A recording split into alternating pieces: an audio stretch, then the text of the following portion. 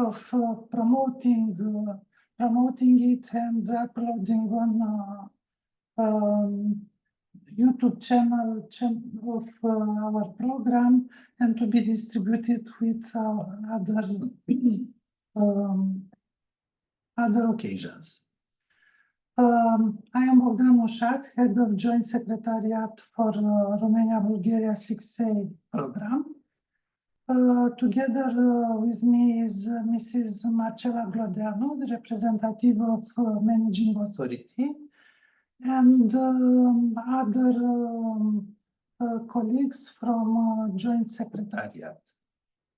Together, we are here today with you in order to answer to your, let's say, last questions regarding the preparation of your project, because the deadline for submitting the project is very close, just few days apart to this deadline, 9th of September. Marcela? Yes, Bogdan. Thank you very much for the introduction. Hello, everybody. My name is Marcela Glodeanu. I'm the head of Unit within the Managing Authority. I would like to welcome you here to this event and to encourage you to put as many questions as you need in order to fine-tuning your applications. As Bogdan said, this is your last chance to ask question and receive clarification in case you need to improve the quality of your application. I would like to wish you success in finalizing the project and submitting them by the deadline. So please continue the discussions. We are here to answer to all your questions. Thank you. Thank you too. During the registration for this event, we received few questions. We will put them one by one later.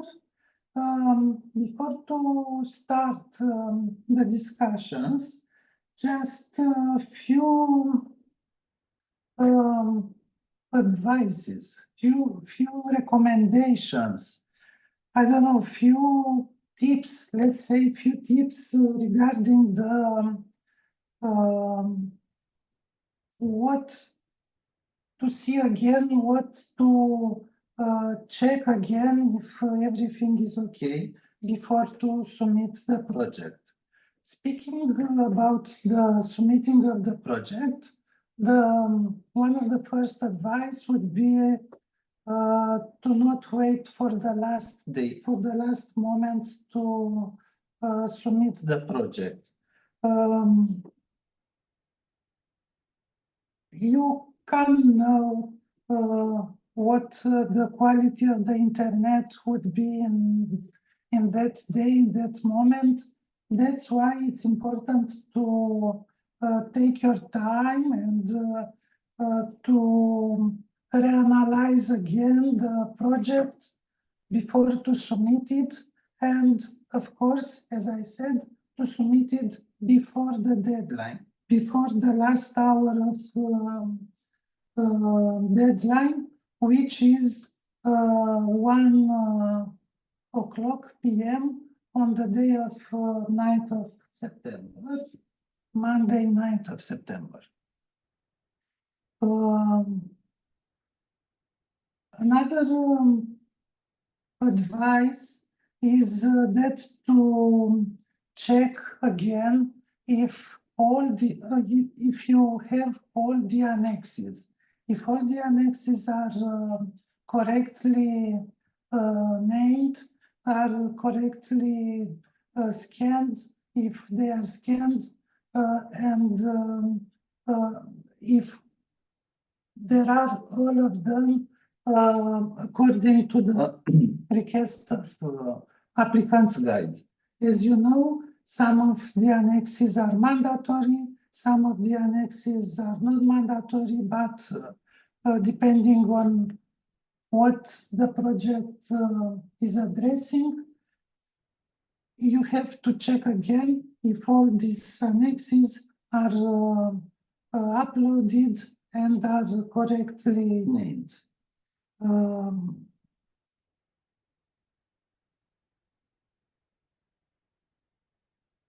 Before to submit the project, also, we would like to recommend you to check again the list of questions and answers which is uploaded on our program website. I'm sure that all of you knows where to find this. I will, to be sure, I will share my screen showing the place, the path where the question and answer is uploaded from the home page. You have here question and answers, all three questions and answers.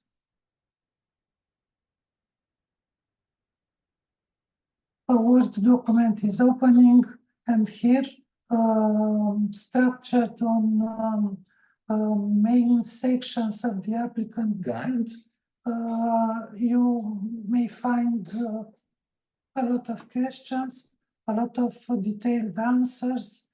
We try to offer the answers as detailed as possible in order to clarify the image about the request, about the program requests on how the project should be.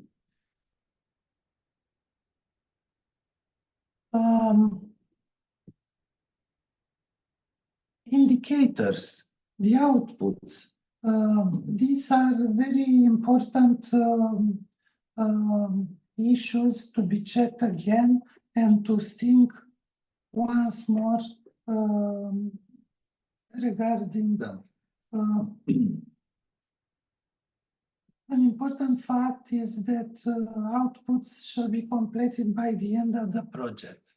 Just think again and look again on the proposed activities and the proposed outputs. These outputs should be completed by the end of the project. Christy, can you help me with more recommendations? Sure, but actually, as you mentioned already, indicators and outputs, I would draw attention to everybody to the intervention logic. Basically, you should coordinate the needs that you identified in the eligible area with your actions and with your results. So you should, our recommendation is to have a look, check again what you wanted to achieve and what you described in the application form that you want to achieve.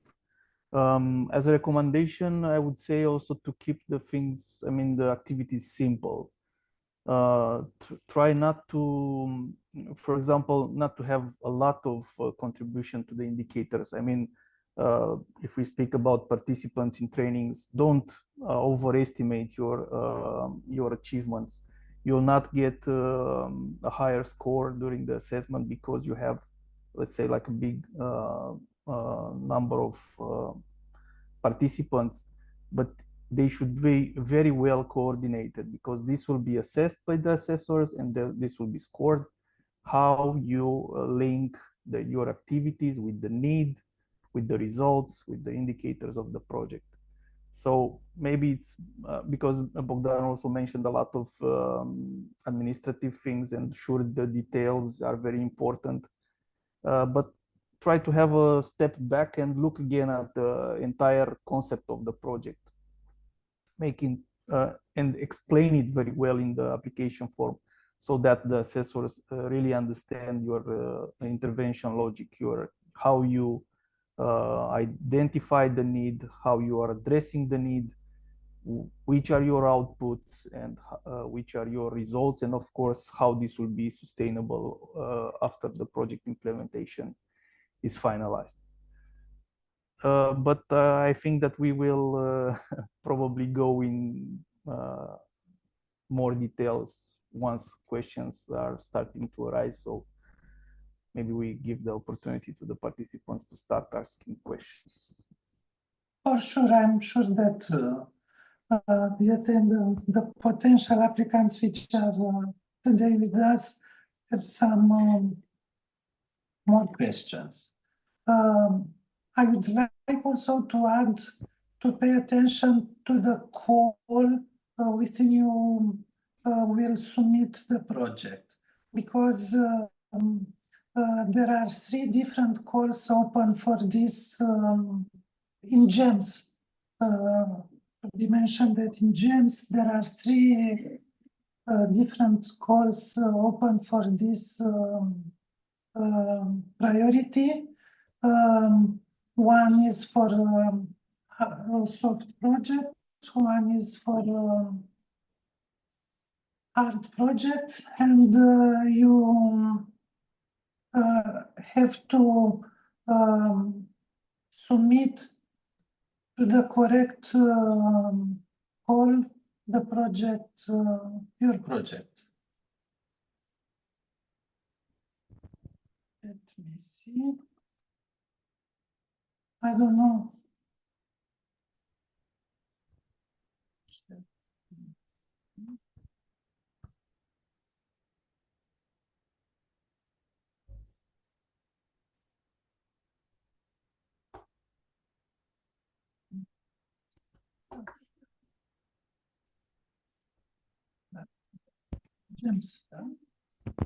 Here you have specific objective for 2 small-scale projects, call 3 specific objective for 2 hard projects, and call 3 specific objective for 2 soft projects.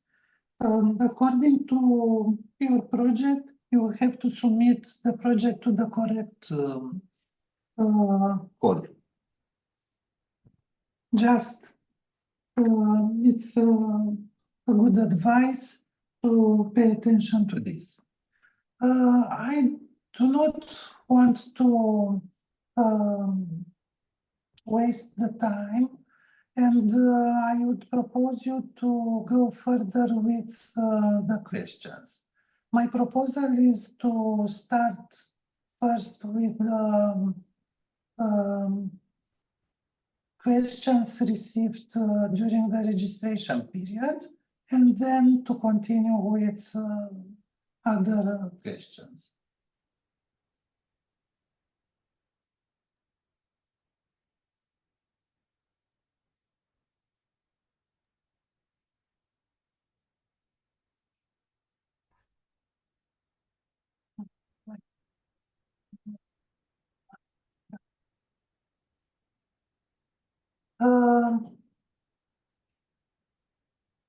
Are the Bulgarian community centers eligible partners?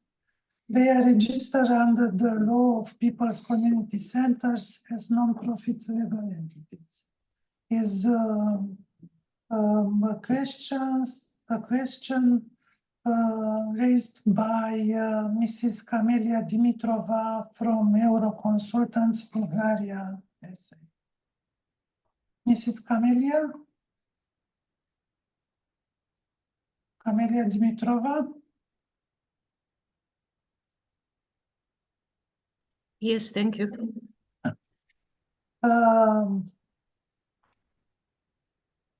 If all the other aspects are met, your organizations might be eligible. I would like also to add that during the last programming period, we had a partner, a beneficiary, community center from Vidin, and yeah, your organization might be considered as eligible, but keep in mind that during the evaluation process, the evaluators might ask for different justifications, different motivations, other aspects in order to demonstrate the eligibility. They are registered as NGOs, but Yes. they are something specific for Bulgaria, and we wanted to be sure. In this case, you have to provide more details. What is the specificity of this form of registration in order to have all the details when providing you the answer. Thank you. But just to point out, Bogdan, sorry for Yes. interrupting you. Yes. It's that if they are a non-profit Yes, they are. legal entity, they should, yes, of course, they should submit the supporting documents proving their legal status.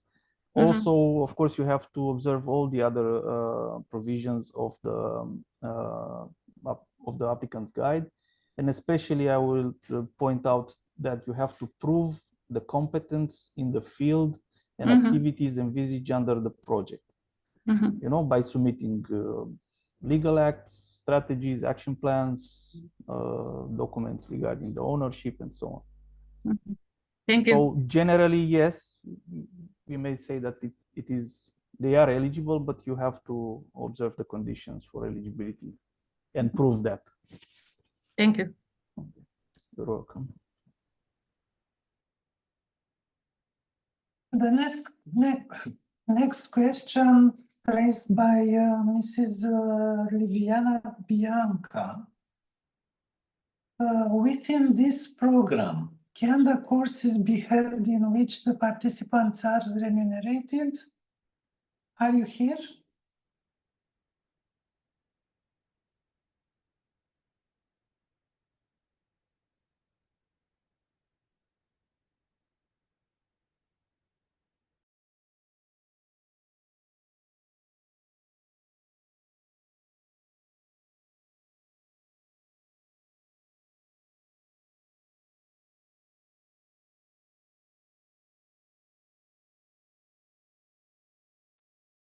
I had my Okay, so phone it seems that the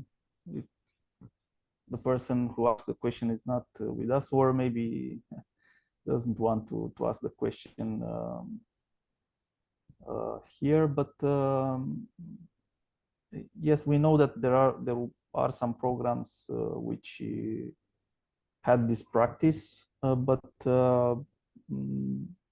within the list of eligible activities is not included in our applicant's guide. So we would say shortly that no, the participants cannot be paid to participate. The last received question is from Mr. Pavel Iliev from Polyphonia Association. Associated partners need to sign. For me, it's not very clear the question, but are you here, Mr. Iliev? I am representative. Hi, Bogdan. I am representative of Polyphonia Association. Okay.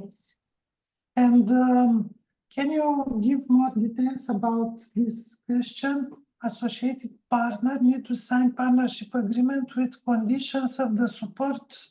So I will explain. We have as associated partner to our project State Opera in Russe. the State Opera will give us a room where we put some musical instruments and equipment during the project implementation, because we have idea to buy one big grand piano, and we need to be sure that this expensive instrument will be on safe place and on professionals. And my question is, we need to sign something like a contract for this relations between partner and associated partner.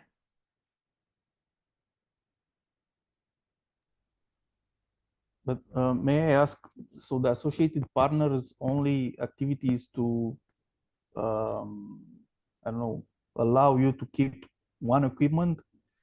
Because the associated partners should be legally responsible for their field of intervention addressed in the domain which is addressed by the project. So it's the this partner participating in the project and is bringing an added value, or is just like a service which is No, not a host the- not a service. no, not a service, but Not a provides service. you a We space. Yeah, we don't pay about this one Okay, with money of the project, but we want to legalize the conditions for associated partnerships. yes, but are they participating in the project with other activities? Are they is this partnership responsible for some activities, or is helping you in some activities besides just keeping an equipment? Because otherwise I don't see it as a associated partner. They are a big organization with a lot of contacts, and will help us to popularize the concerts as final events when we make it the final part of the project. Maybe I'm not just making an assumption that you have some activities regarding education in the field of music or something like this. yeah. Okay, so is this associated partner in any way responsible for education in music related education activities? No. No. No. So I don't, maybe you will explain it better in the application form, but if they are only keeping the yes, Marcela, please help me. Because I saw you raise your hand. Yes, thank you.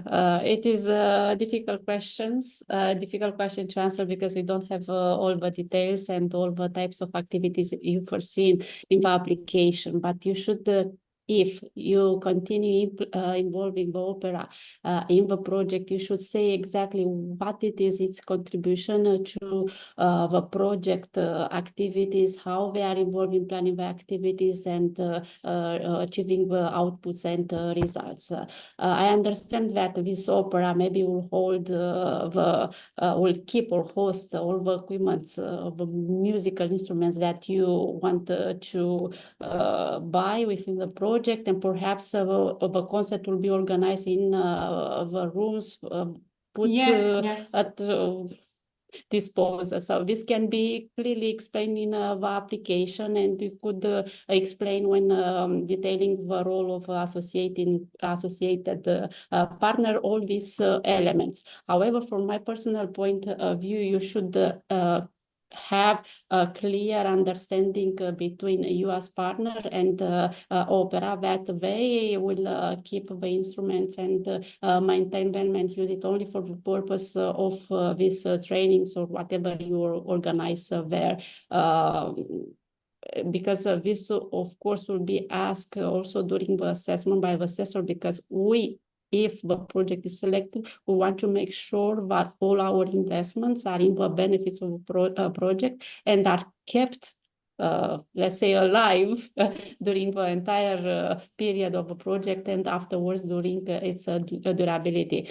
So for legally point of view, you should have a document stating this fact that the opera has some responsibilities. It can be different document from the partnership that it is provided by the program as standard format. Of course, this is just a template in case you want to include, but it is only your decision. If you want to include the associated partner in this partnership agreement format that is provided by the program, you should come with a clear justification before signing it and signing the contract with the program in case the project is selected. But I would feel more comfortable, and this is my personal opinion as a person, to have another document between you and the opera in order to, because you, at the end of the day, you'll buy the products, the instruments, and you are responsible for that, and you should have a legal contract between them. And for the partnership, you should stay on the table and discuss with all partners if it is useful also to include it there. It's not forbidden, it is not mandatory to include the associated partner there, but it is up to you.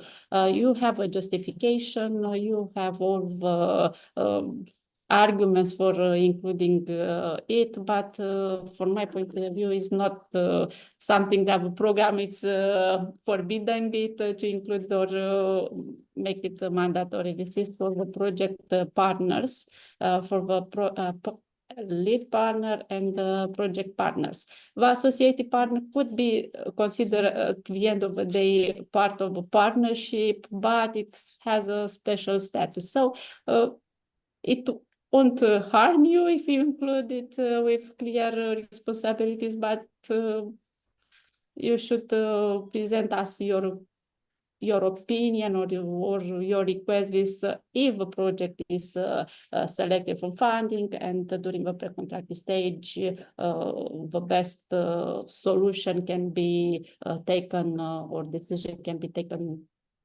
at a later stage. But for this moment of the submission of a project, you should have at least some agreement provided with application to understand, also the assessors to understand what will happen with the instruments you intend to buy. If our colleagues from JS wants to add more or have additional suggestions, they are free to do so. No, thank you. I probably missed in the beginning the fact that it was the opera. Now I understand. And as you mentioned, yeah, it's very important to analyze if it should be an associated partner, if they are supporting you in the activities of the project, or could be outside the partnership and have a protocol with them to keep the equipment in very, very detailed conditions on how the equipment will be used during the implementation and after the implementation of the project. Okay.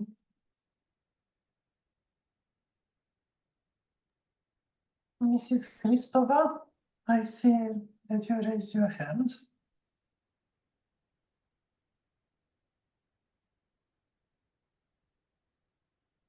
Mrs. Christova?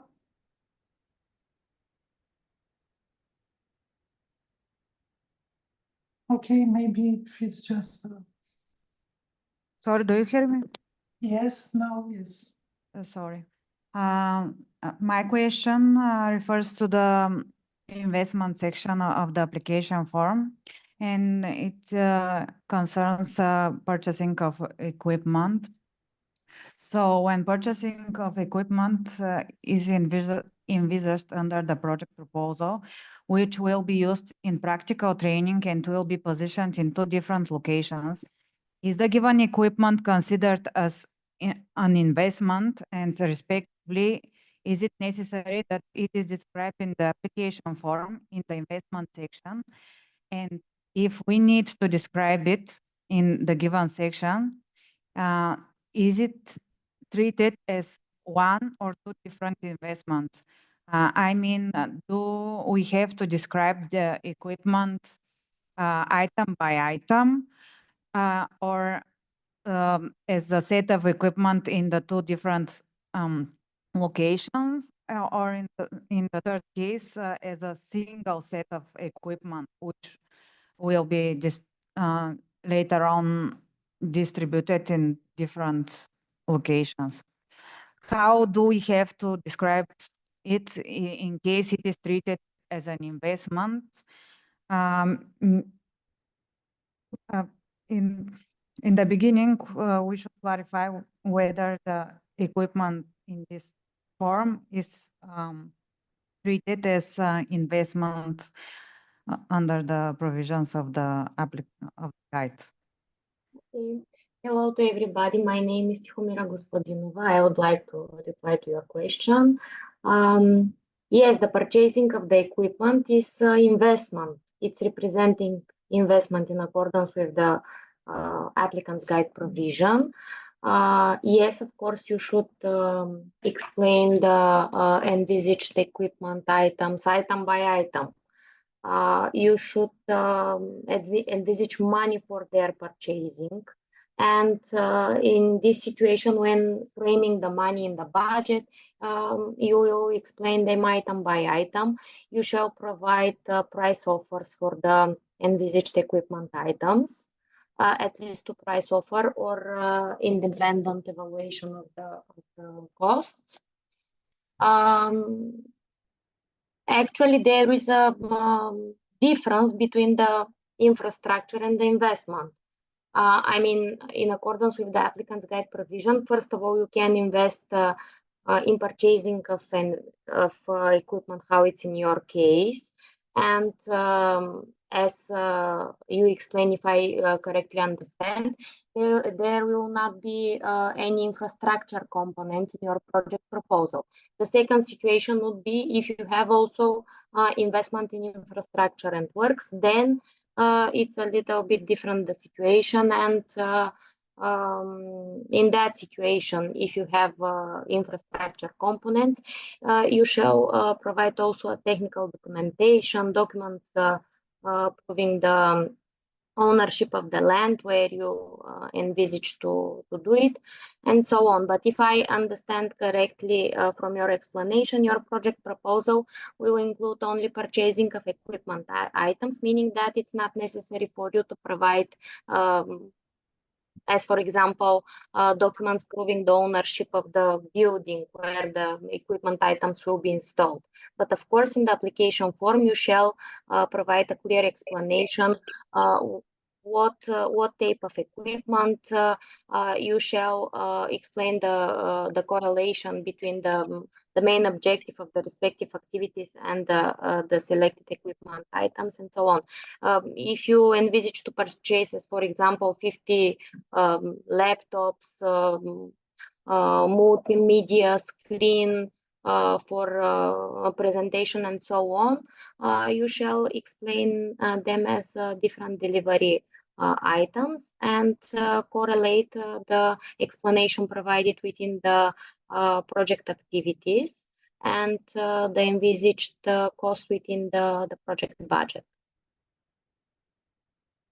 Is it clear enough? Yes, we understood your point. Thank you. So we need to describe all the item of equipment, all the items separately, and not by sets of equipment and locations, and not separate. Speaking about a set, can you give me more details? What you mean speaking about a set of equipment? As for example, if it's a module including, I don't know, more components, but actually it's one, I don't know, it's one set. Maybe it's a little bit different, the situation. What do you mean speaking about a set of equipment? I mean, there will be different types of equipment in different locations. As set, I mean the set in one of the locations, which will be targeted towards fulfilling different needs. I mean, they are technically separate set of separate items for different purposes. They have nothing in common. I would recommend you, and actually it will be more clear in this way, and also for you and also for the assessment committee, to describe them in details as separate equipment items. Okay, you can explain that all these equipment items are formulating one set which will be located I don't know where, but it must be clear what it's included and why you envisage, as for example, 10,000 euro for purchasing of this set. What is staying behind this set?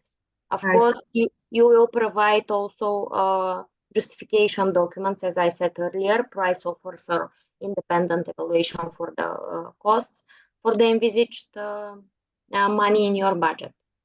I see, thank you. And one last question, will we have the recording of this session? Will we have access to the recording? The record will be posted on the program channel on YouTube, and you may access it there anytime. Thank you a lot for your kind availability. You're welcome. Bogdan, I just wanted to complete a little bit the answer provided by Tifremira. She was very detailed with this answer and provided very good information to everybody. And thank you very much for this details. I just wanted to make very clear to everybody that when you are discussing about investment that can be, as Tihomira said, equipment or investments in infrastructure and so on, you have a dedicated section called investments where you are describing everything that Tihomira told you, that it is, for example, if you are making in one classroom some installation of equipment, you describe there the entire system, and in the budget you go and explain exactly what Tihomira told you. For each item that is included in that investment, you describe everything, and you have this opportunity to, just a moment, to link that equipment with the investment, with the big investment. So all the information for investment are translated in the budget. Make sure that you correlate all of this. The system is very intelligent. They will make all this connection in James. So it is easy for you to understand everything that we're trying to verbalize here. Thank you.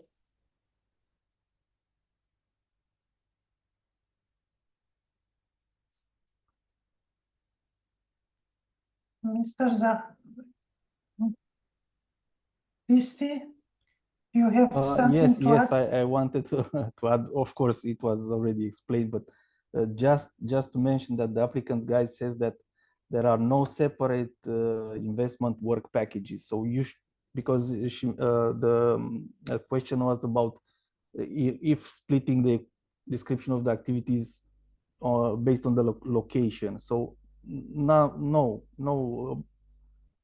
you should provide detailed information in the work package where you have you foresee these activities. So basically you will describe the equipment as already mentioned by activities. So this is the let's say the element that should be taken into consideration. Thank you.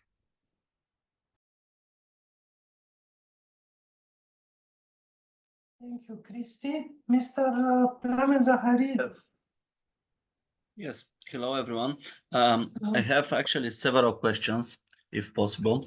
The first one is regarding RCO 85, so basically one of the output indicators. Can you specify a little bit more about this output indicator? Because from the methodical guide, the methodical description of the indicators, you have specifically stated, or the document specifically states that one-off meeting events, internal sessions will not be considered as a training scheme. So can you define or explain how long the training scheme should be, and how many hours or how many sessions they should include, and so on? And I apologize if this question was already asked in the question and answers, or not. If not, I'm pretty sure that probably also other participants in this call will have the same question as this one. So basically, a little bit more information on how you're going to measure this individual attendance list for all sessions, and what if there are multiple sessions per one day. So for example, a session in the morning and a session in the evening, should this be considered as a valid training or not? And a little bit more details about that.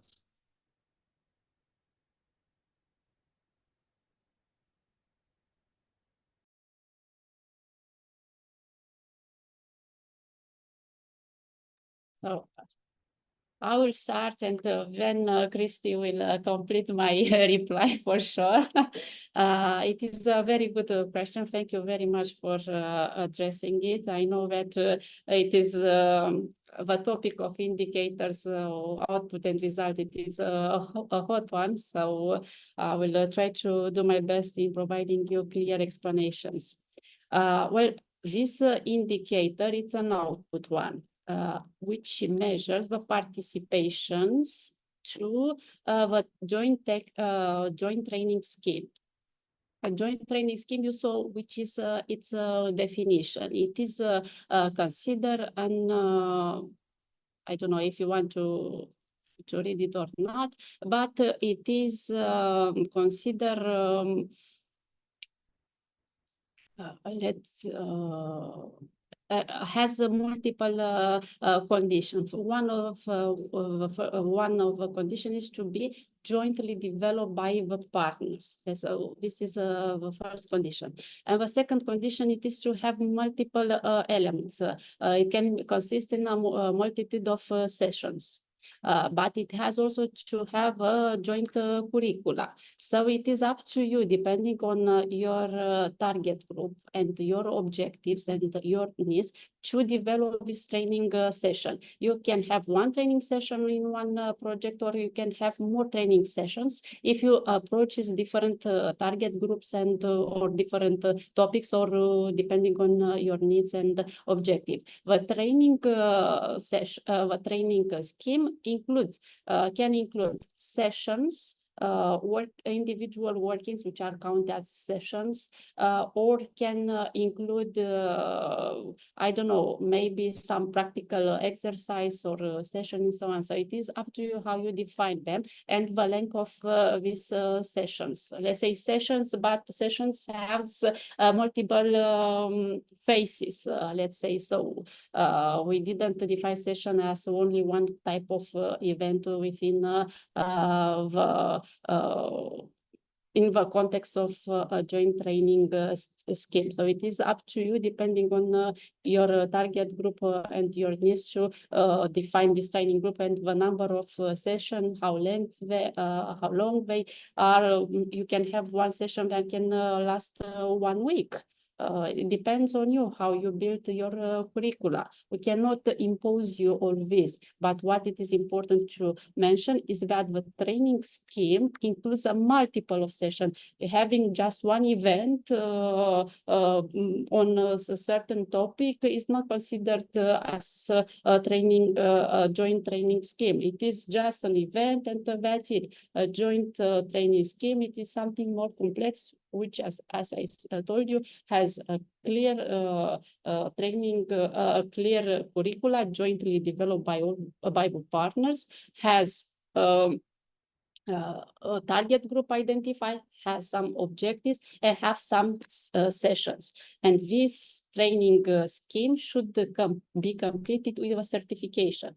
The certification will be obtained by the participants if they follow all the sessions that you envisage within that training scheme.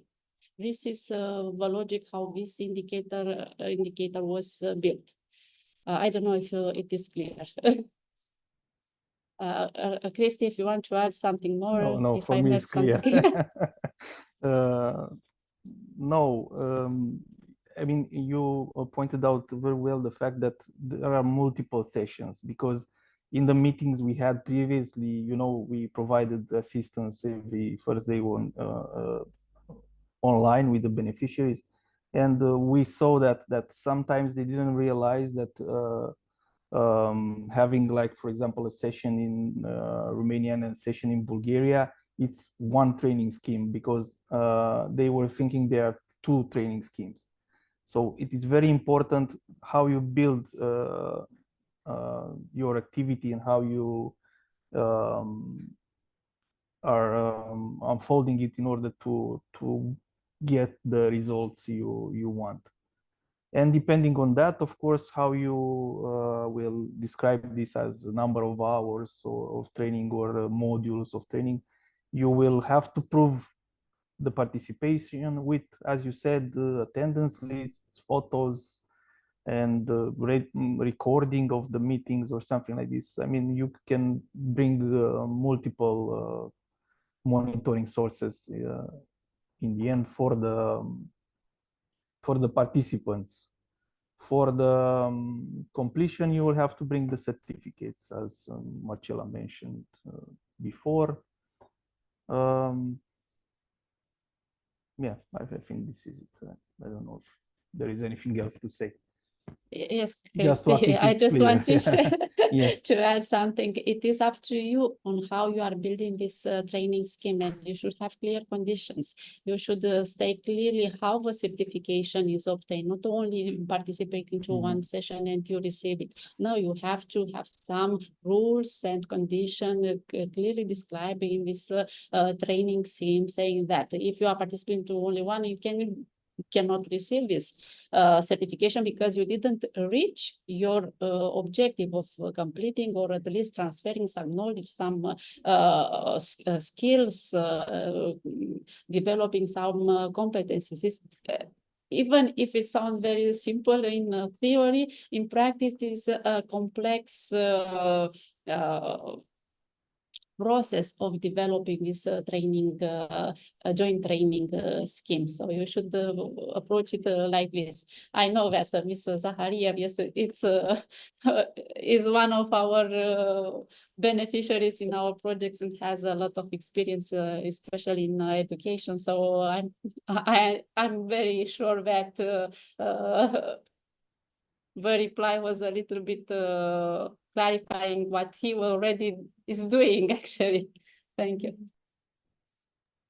If I can continue on this, so basically the question is like this: if I'll give you a specific example. So we have developed jointly a course. So this course is having 8 topics, but those 8 topics can be delivered either in 8 separate days, having 2 hours or 1 hour per day, or they can be implemented in the course of 1 day or 2 days. So is this considered a training scheme according to the program rules or not? So this is my question. So how long should those trainings be? Because training events, they can be, you know, so there are training courses that are like 8 hours long. There are training courses that are like 60 hours long. There are training courses that are like 240 hours long.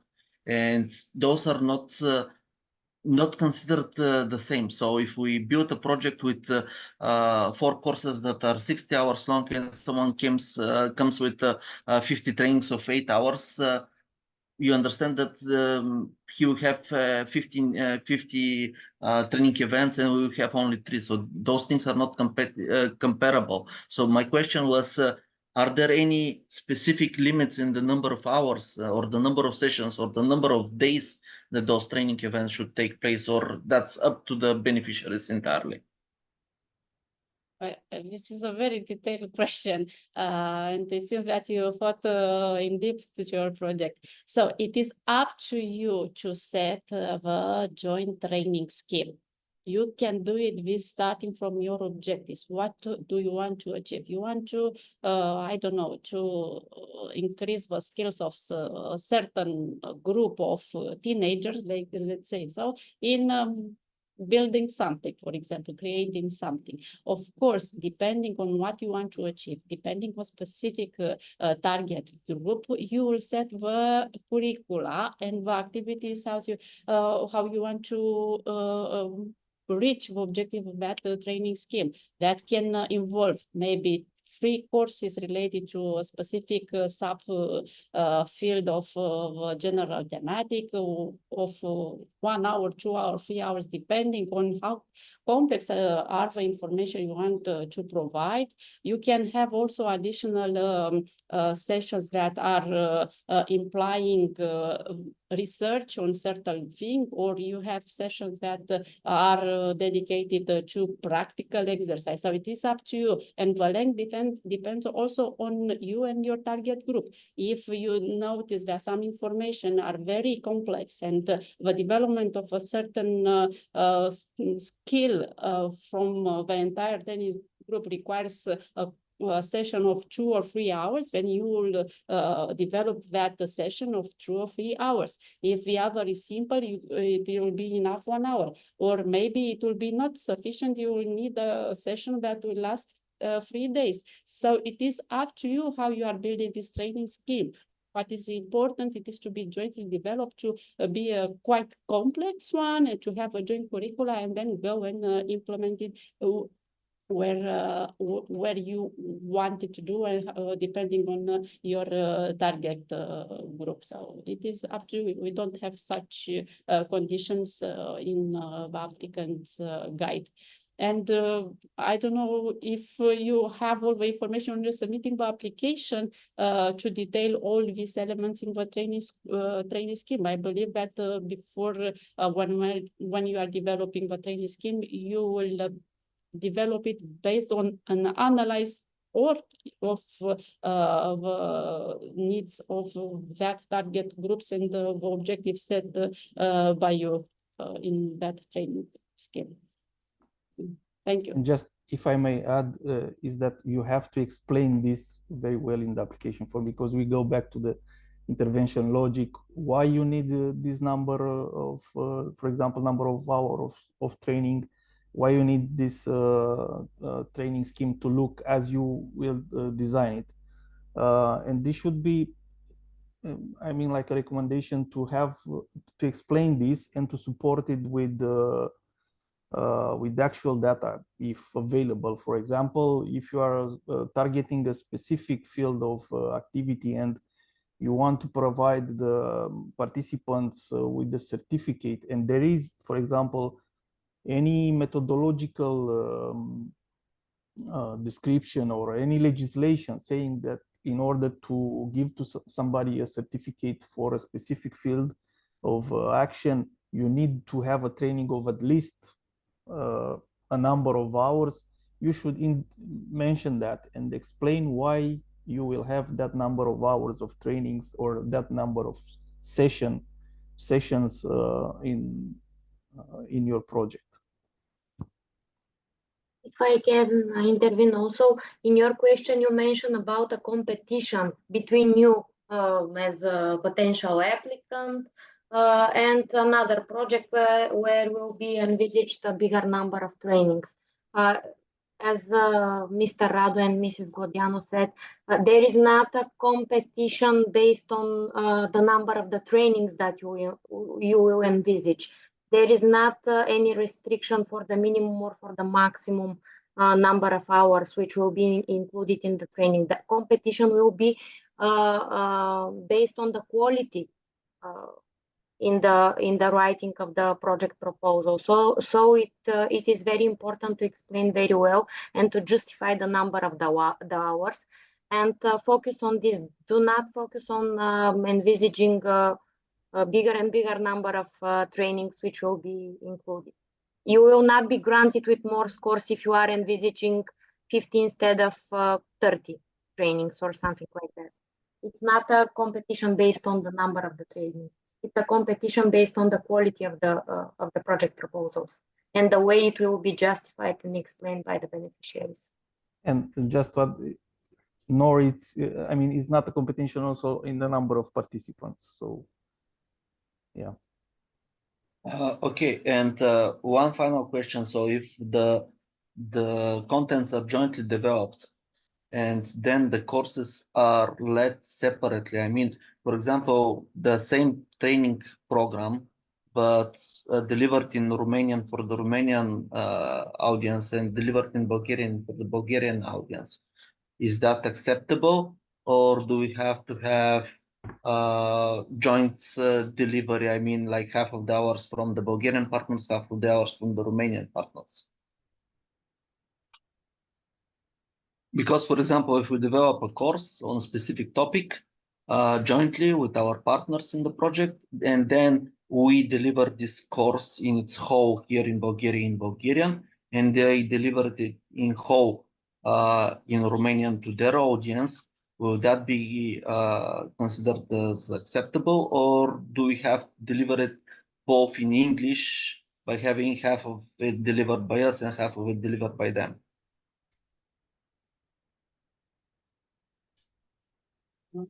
Christy, well,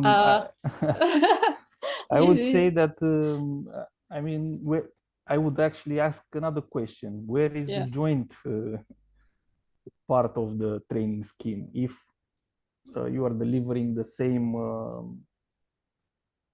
output, let's say, to different, to the Romanian separately, to the Bulgarian separately, you should explain.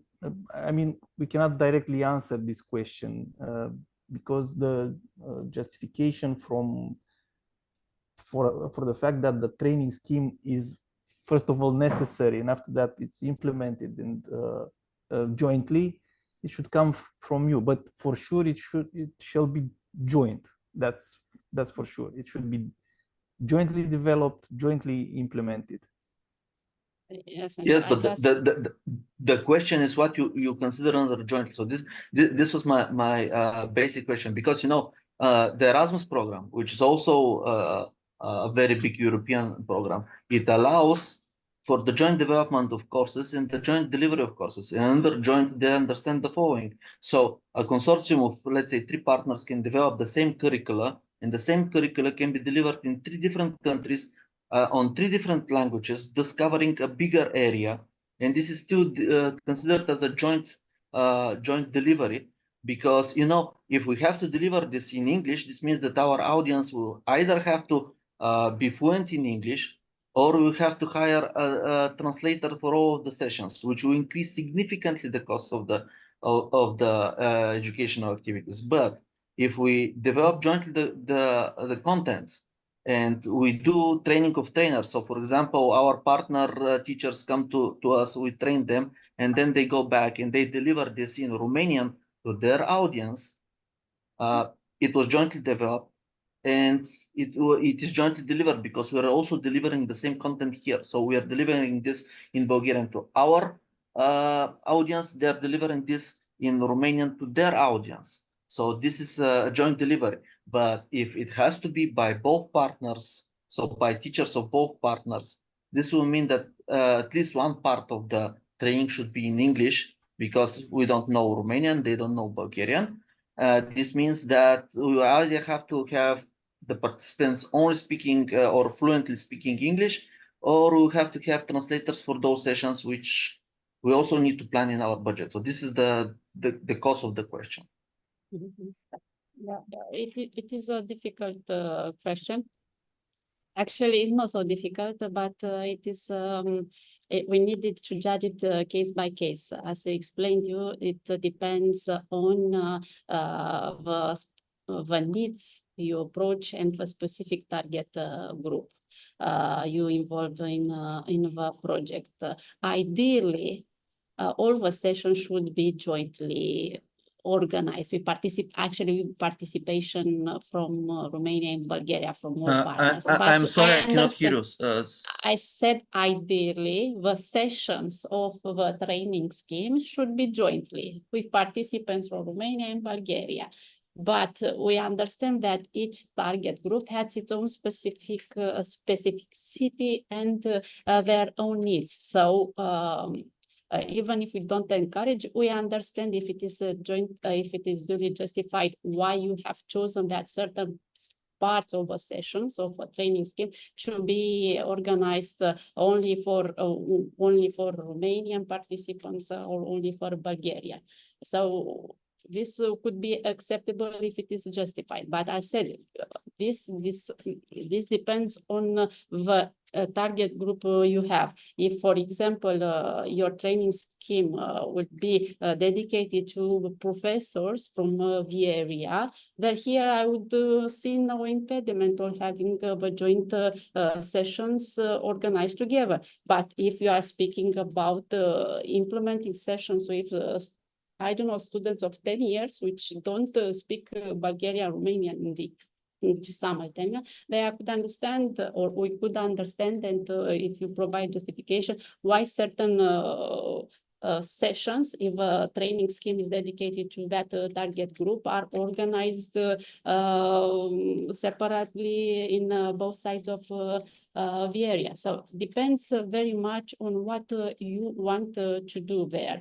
We cannot say here it is for today that it is forbidden to have sessions organized separately, and if we don't understand your project. But if it's justified in the application, this approach could be acceptable by the program.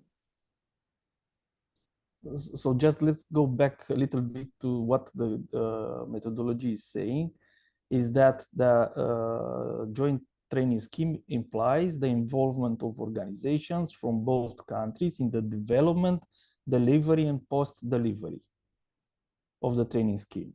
So if you explain this, all these three elements, development, delivery, and post-delivery, we are not excluding the possibility to have a separate session.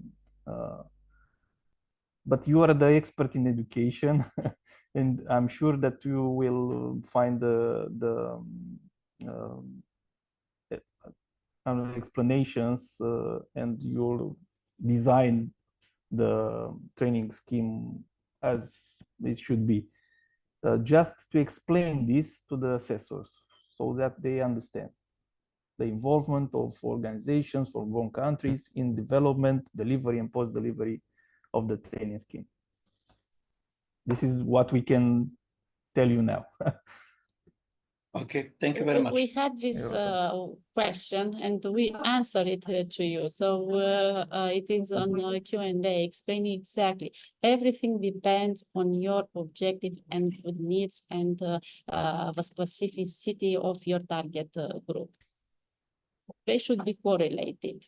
The training scheme, a joint training scheme, it is a complex element. It doesn't mean only one session, mean a multiple of session and a multiple of actions. So if the curricula is jointly developed, it has the same topics and so on, and the methods that are set within the curricula, delivery methods are jointly discussed and established by the partners, and then putting in practice through several sessions. If a target group doesn't allow you, because we are speaking, for example, for children, they are, I don't know, 7 years, 9 years, they don't understand this, it's justifiable. But as I told you, if you are approaching, I don't know, highly qualified professors that speaks English, that it'd be a little bit hard to justify why you cannot organize their sessions jointly with both attendants. But everything depends on you, how you explain everything to assessors, as Christy says. Thank you. Okay, thank you very much.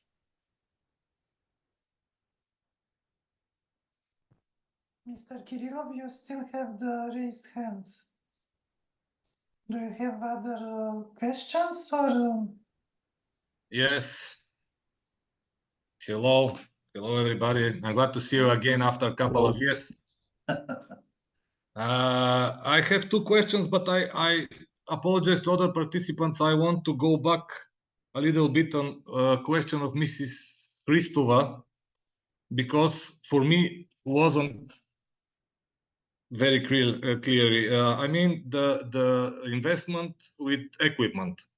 So let's say we want to purchase an equipment for one resource center. All equipment will be in one place. When we describe the investment, we should make one investment, not every equipment item per item. And if we have 10 items, they are not 10 investments. This is one investment. If I understand well. After that, in the budget, we will put the different lines, of course, but all of them will be related to investment number one, equipment of the center.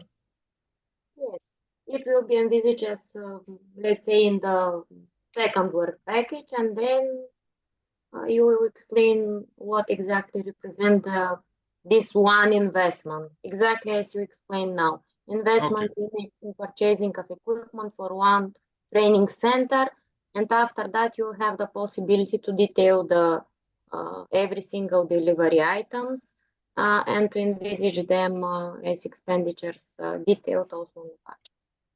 Okay, thank you very much. The question I had is that we consider internet platform for delivering of education as an investment. Is it clear? Is it okay?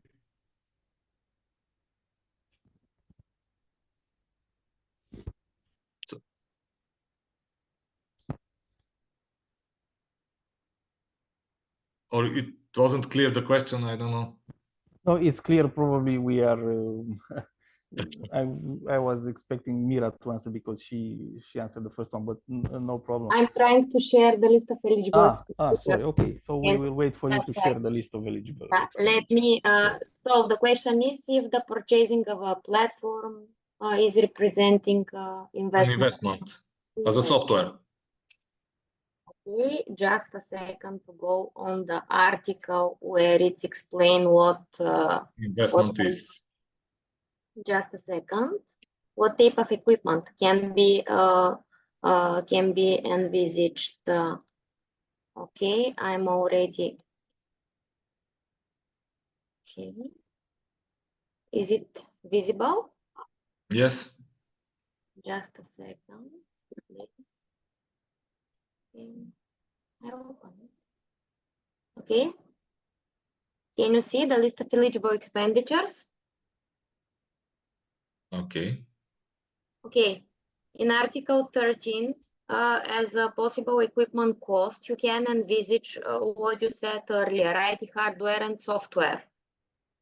Meaning that in accordance with the program provisions, first of all, the expenditures for purchasing of such platform are eligible. And yeah, of course, if the project idea will include investment in this type of equipment, it will be explained exactly like that, and it will be possible to envisage it as investment. Okay, our dilemma was if we can consider it as an indicator. I mean, this program, this platform will be an investment, and annual users of this platform will be counted as an indicator of the program.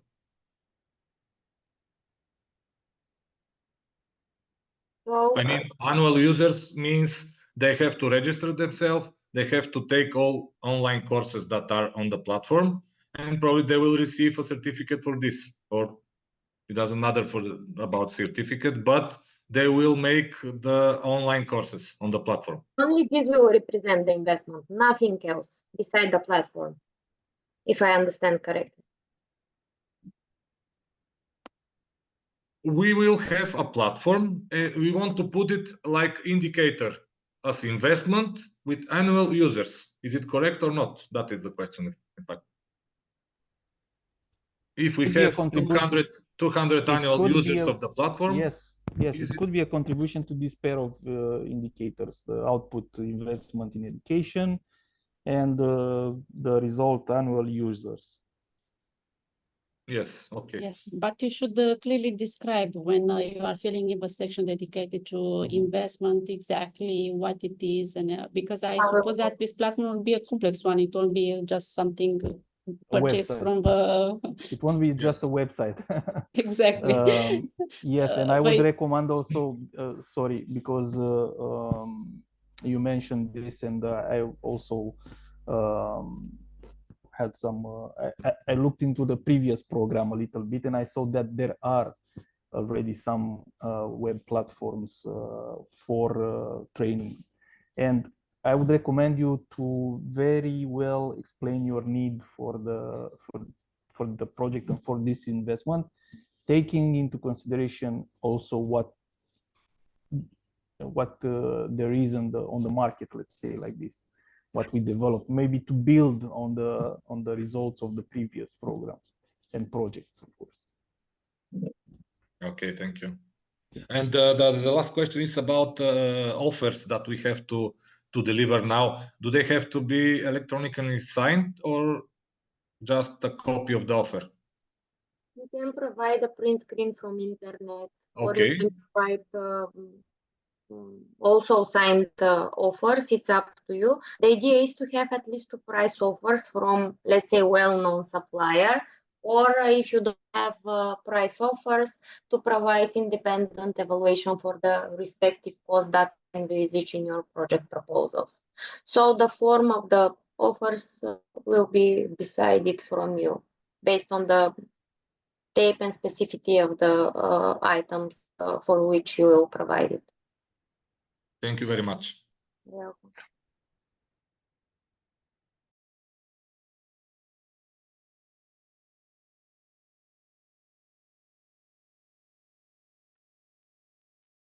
Anyhow, our recommendation regarding when you establish the number of courses, the period and everything about the courses, and of course everything about the actions, just keep in mind to be easy implemented during the implementation period. And it's, you know, this is very often met in the projects. When you are writing them, you have this tendency to put more courses, to put more details, to put more, I don't know, to put more participants, and during the implementation to meet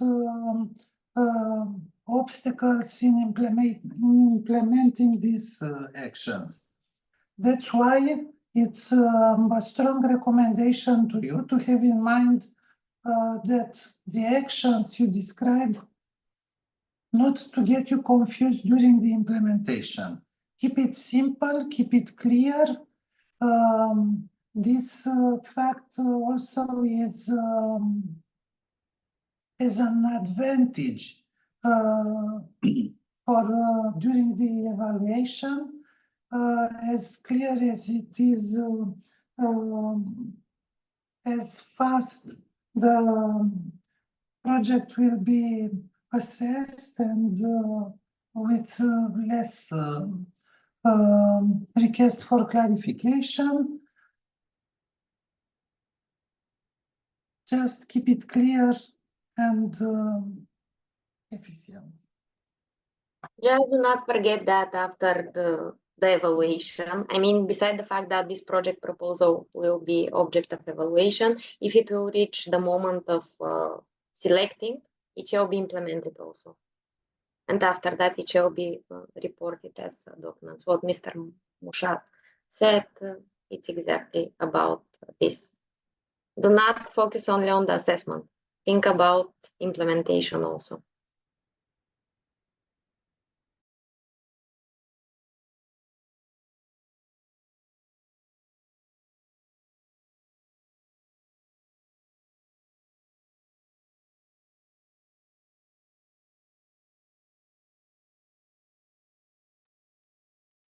According to the agenda, we have a short break.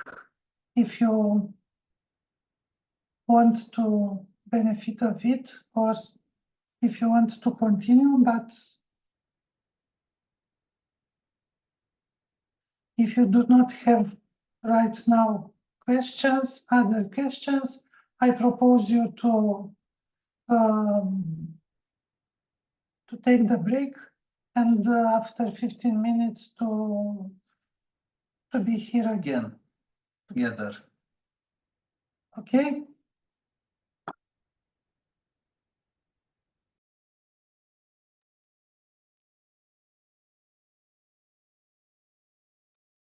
I'll see you here at 12 o'clock. Thank you.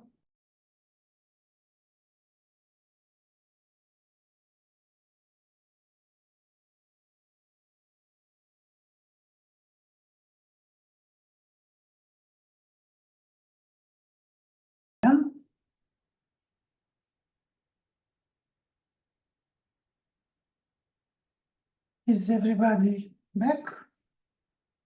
Shall we continue?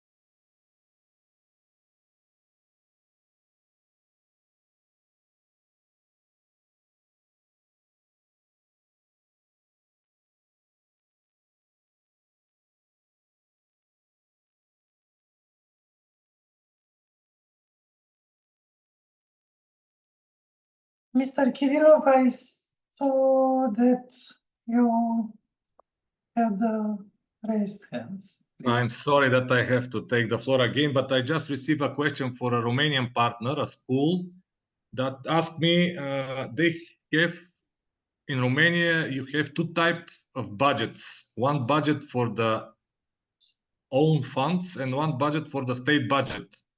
And they asked me which one they have to deliver with the project proposal or both of them. Okay, if I can take the floor, the budget composition is like that. First of all, in the budget, the part of the budget which you will receive from the ERDF funds, it's representing 80% from the total budget. The rest 20%, up to 100, is divided like that: 18% from the national co-financing and 2% which is representing the own contribution that shall be provided by each partner. So the own contribution for I'm sorry. yeah. It was my mistake. I didn't translate very well. The question wasn't for the budget, but for the balance sheet that the school have to present with the project proposal. I'm sorry. So they told me that they have two types of balance sheets: one for own funds and one for the state budget. As a partner, Romanian school have to prepare in English their balance sheet for last year. Okay, actually, they must provide the balance sheet which is related to the funds they are dealing with. I mean, the sources for this money for the last year, it's another issue. I mean, it's this information. It's let's say, I don't know how to say. They must provide the balance sheets for all the money they are dealing with, if I'm clear enough. So they have to put both type of budgets. Better. Yes. It's better. Okay, for us as I mean, for the program and for the assessment committee, is not important in the analyzing of the project proposal. It's not important to search and to find out from where are the money the respective institution is dealing with. The idea is that they must prove with these balance sheets that they have yes.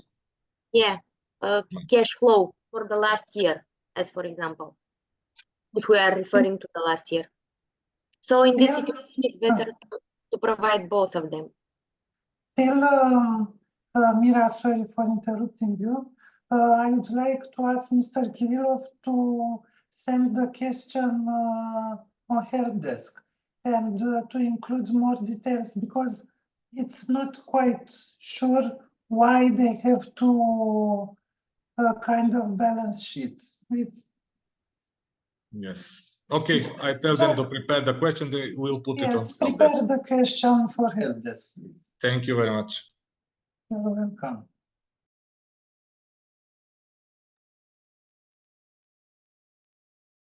Other questions? Other?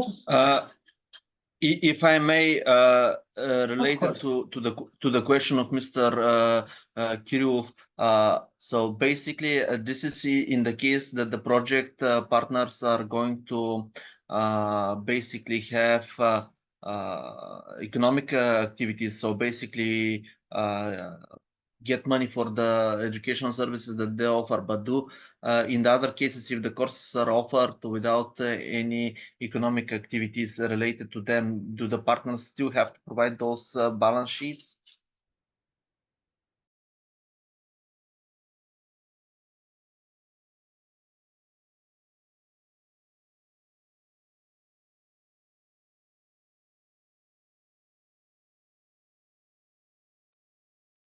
I didn't understood it. It was question for me or? No, it was question for explanation. Me also. It was Yeah, not. I think it is better for you to put the question on help desk, because it actually, me personally, I don't understand what you are looking for. If you refer to the Annex 9, which is the self-assessment capacity that needs to be filled in, then it is clear what you have to do there. If you are looking for something else to find from us, I think we'll need more details. So Mira, can you present them this, and maybe by Excel? I don't know if it will help them to understand what they have to fill in. Is it visible for everybody, the page from the applicant's guide where are provided the details about the financial capacity self-assessment, where you can find the details about the balance sheet? Is it visible? Yes. Yes. Okay, and let me try to share also the Excel. Just a second.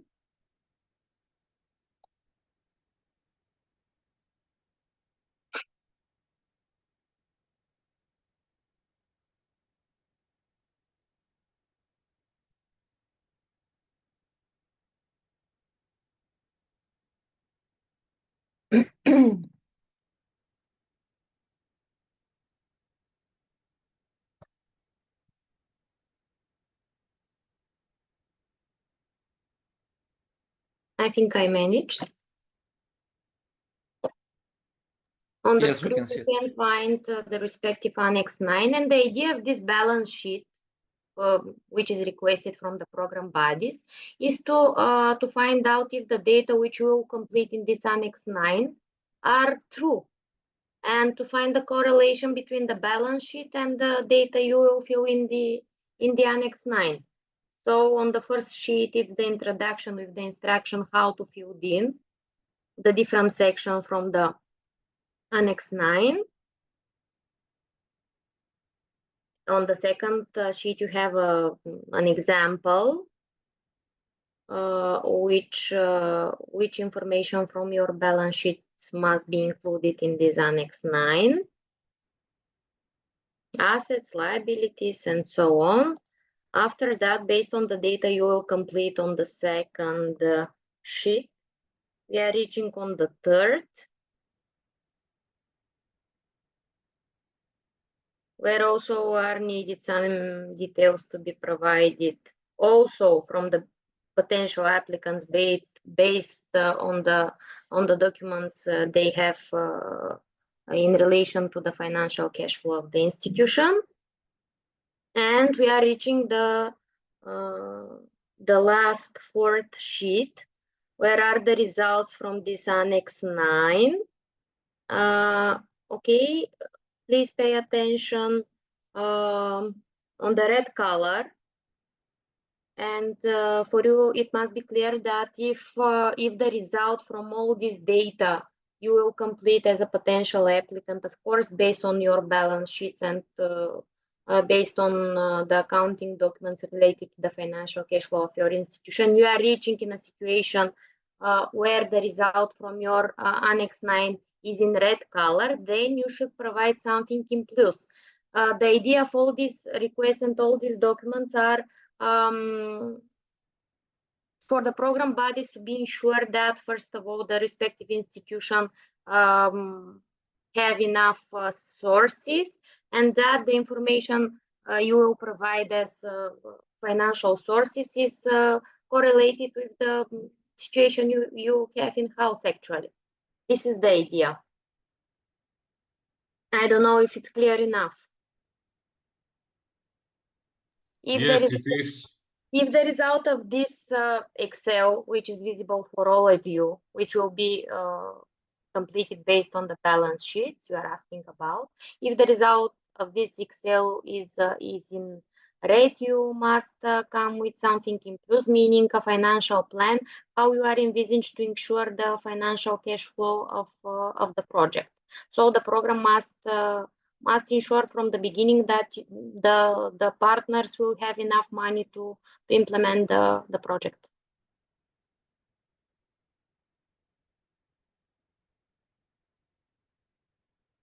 Earlier, we received some questions in relation to the format of this financial plan, speaking about the financial cash flow, and the answer of this question is available in the Q&A session. There is not a special draft for this financial plan, let's say like that. It's up to the beneficiary to draft and to present it in the form they will decide. The idea is that from this additional annex, it must become clear how the beneficiary envisaged to cover the needed money for the project cash flow. Can I ask a question regarding this? Of course. Do we have to justify the values entered in the Excel sheets by some documents with some proof documents, or this is just a self-assessment tool for you? So basically the values that we entered here, of course, they will be the correct ones, but the question is, do you need the documents to prove those values? You need the balance sheets. Let me go back on the applicant's guide, exactly what earlier was raised as a question. Let me share you the part from the applicant guide where is it explained what shall be provided together with this Excel.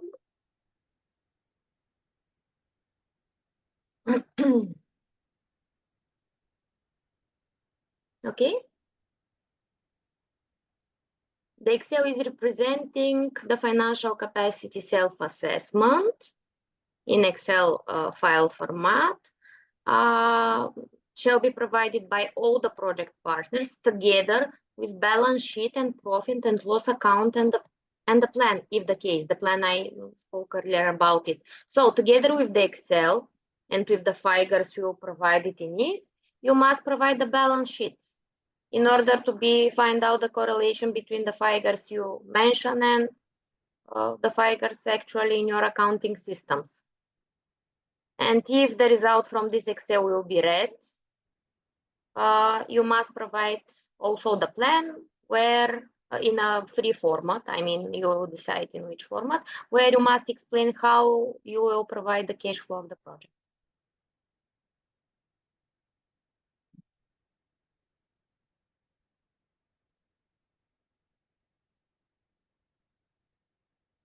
Is it clear now?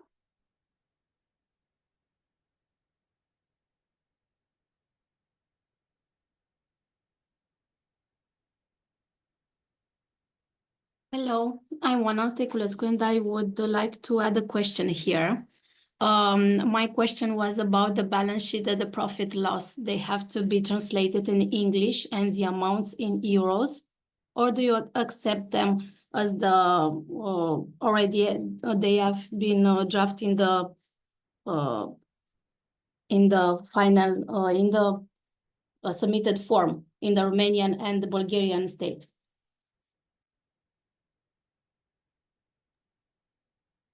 The documents shall be submitted in English. If it is issued in English, it has been, it might be submitted as it is. If it is issued in Romanian or Bulgarian, a translation is needed. Keep in mind that is not needed a professional legalized translation, but just a simple translation, let's say. Thank you. And also related to the budget, I was wondering about the own contribution, about the 2% of the program. Can we make a contribution in kind? If so, what would be the agreed form? So you want to know what kind of documents shall be provided proving? No, in-kind contribution meaning no money, but some activities, right? Yes, right. No, you should, I mean, it's the financial contribution for sure. So every But partner should ensure the contribution, but remember that this is the program works on reimbursement principle. So basically, there is no separation of the costs when you make the payment. You need to have all the amounts necessary for the implementation. You will make the procurement, for example, if it's an equipment, and after that you will request reimbursement from the program. You will have to pay basically the respective equipment, and after that request the money back from the program. And when you receive the money, you will basically receive the ERDF, the national contribution, and you will not receive your own contribution from the cost of the respective equipment. This is how the program works. What about the advance of 70% granted from the project budget? Yes, but Mira will explain that it is from the national. Mira, please explain. Yes, the advance payment that you can request is representing a percentage from the national co-financing budget, meaning that it's not 70% from the budget overall. It's a percentage from the national co-financing, which is 18%. So in the moment when the financing contracts and co-financing contracts will be signed, the beneficiary has the possibility to request advance payments in order to help them about the cash flow of the project. But I don't think that this will be enough. And as Mr. Radu said, you must have the also the own contribution in order to be on the financial cash flow of the project. And every partner should have this amount to be proved by the balance sheet or in the account in the bank, because we you'll just yes. Let's basically declare that you will ensure the eligibility of funds until they will be reimbursed. But we will not check your account to see if you have, I don't know, 100,000 euros, let's say, like this in the account. But of course, you need to have the money to implement the projects, and we advise you to have this money in order to implement it, because otherwise it is very difficult just with the advance. Yes, more than this, if you are reaching the moment of signing the contracts, before signing of the contracts in the pre-contracting phase, you must provide a commitment declaration where it's envisaged as a separate article that you have enough money to ensure the cash flow of the project and the own contribution, the 2% of own contribution. Probably you have experience from other programs which are requesting you to prove that you have the money in the account, but not in our case. No, you should just give this statement. Anyhow, sorry, don't forget about the declaration on responsibility. When you declare that all the information and documents and annexes are real. Yeah. Yes, thank you. We thought that in-kind contribution was accepted because we have partners from disadvantaged regions in Bulgaria and Romania, and we thought maybe in-kind contribution was accepted. It's for not this allowed. kind. The contribution in kind is not allowed. Okay, thank you so much. Zahariev. So again, me, and since we started talking about financial issues, can you clarify a little bit about the lump sums and the idea of those lump sums? Are they mandatory to be declared? And if they are declared, do they have to be justified by specific documents? I know I read from the documents that the idea of the lump sum is to cover any costs and expenditures related to the preparation of documents for the application process and so on. But if we don't have prepared such documents, or if we have prepared such documents, so basically to explain a little bit more about the lump sums and what are they covering, both for the preparation of the project and for the implementation of the project at the end of the project, both lump sums. Thank you. I already shared the page from the applicant guide where are explained the details related to the project preparation costs. Yeah, right, you understood correct. First of all the potential applicants can envisage in their project proposals project preparation cost as a lump sum, meaning that for this expenditure is not necessary to provide any supporting documents. The split of the amount between the partners, it's up to your decision, meaning that you can envisage all the money for the lead partner, or you can split them between the partners. Once again, for this amount, which is representing and will be reported as a lump sum, the program bodies will not request you any supporting documents. In addition to this money, which you can envisage as a lump sum, the project applicants have the possibility to ask the rest of the costs, let's say costs related to the preparing of the technical documentation, for example, if you are asking for examples, to be reimbursed from the program on the basis of the real cost, meaning that if you are envisaging other costs for project preparation beside those which are already included in the total value for lump sum, for these other which are in addition, you must provide justification documents. Everything that is envisaged as a real cost within your project proposal must be provided and must be justified as we earlier said from price offers, at least to price offers or independent evaluation of the costs. But this is as an extra to those 14,000. It's in addition, yes. It's exactly like that envisaged within the applicant guide. In addition to the lump sum for project preparation, the project shall have the possibility to ask reimbursement of costs related to the annexes. As we said, for example, technical documentation or other specific annexes which you needed to prepare together with the project proposal. You can envisage them in addition to be reimbursed on the basis of real costs.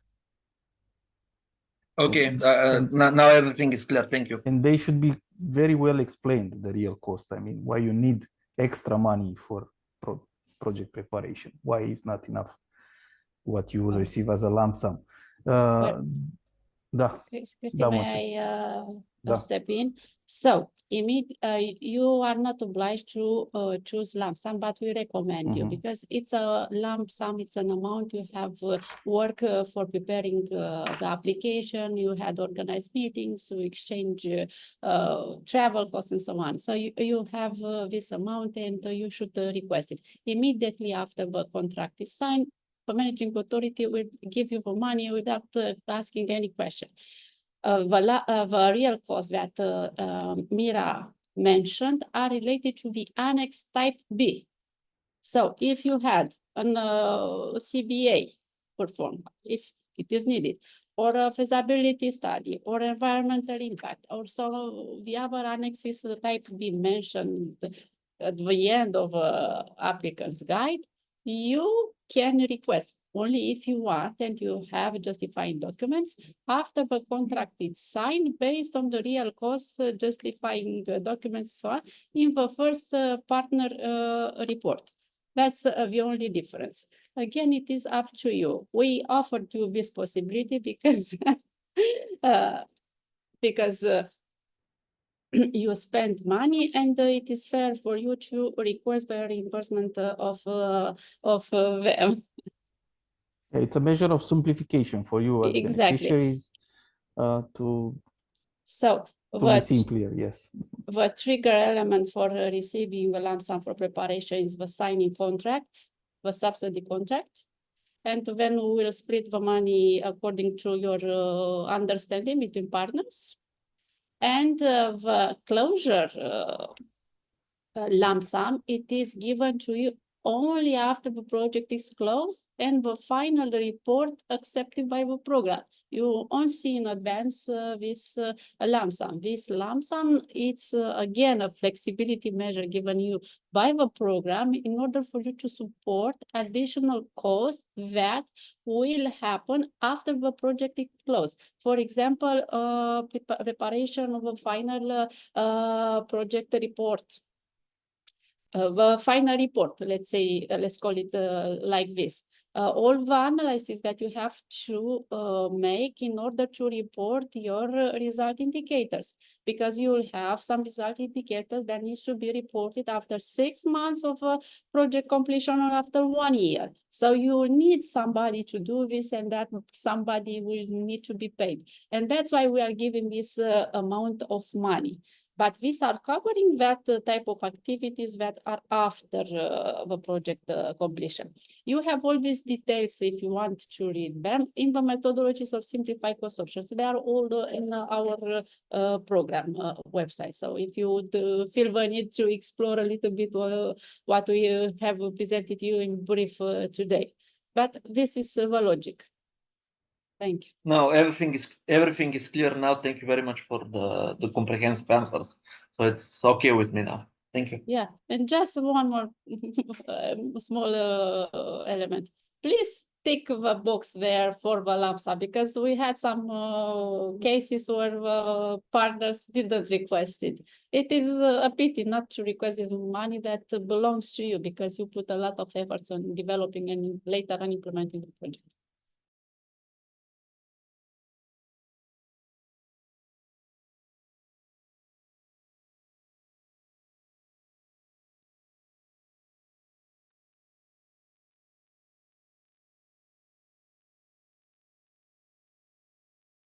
There are people which didn't address us so far the question. If you have, you may address us the question.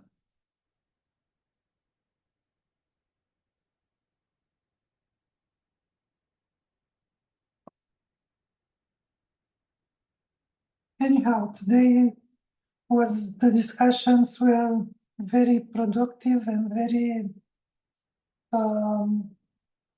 rich, let's say, in details, in domains, and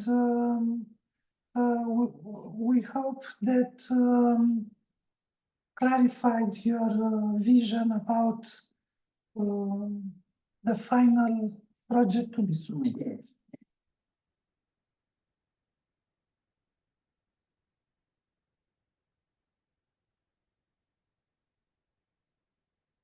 the record of this meeting will be published on YouTube channel to be checked anytime you want. As I said, the list of questions and answers received on help desk, it's also published on our website. The help desk email address, it's available to receive your question.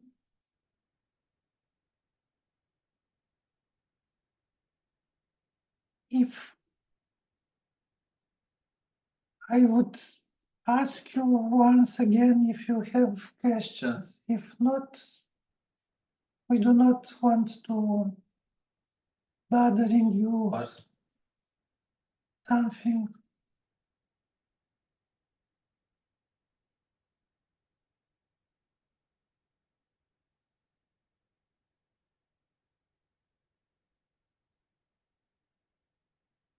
Case, I don't know if you have other things to add, colleagues. Bogdan, I don't have. I just want to wish them good luck when developing, fine-tuning and submitting applications. And do not forget to check your application, to check that you have activated your notification in the system. This will allow you to receive emails on your email account on everything that is happening with your application when you receive notification for clarification and so on. So please check if you have notified the notification box is checked, and also please check every day the system. You receive the entire communication through GEM system, and we don't want you to miss any important document or letter from us. Thank you. Good luck. Thank you.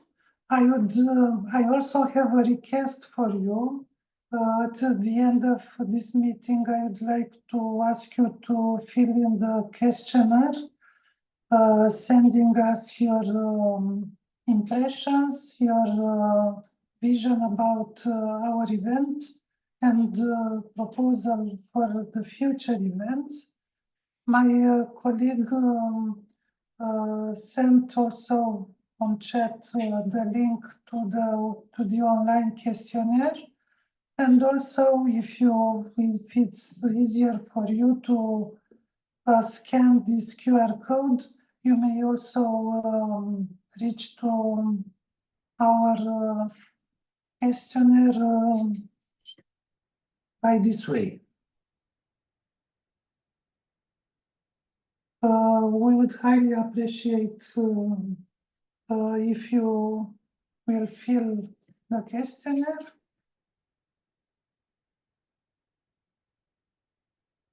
And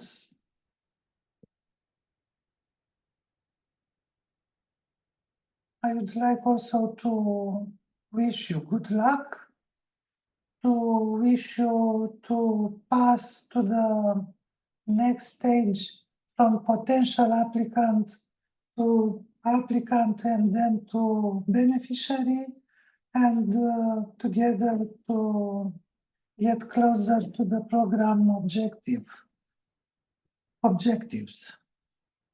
So thank you, wishing you a nice weekend, a nice autumn, and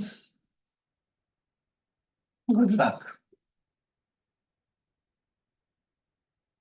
Bye. Bye.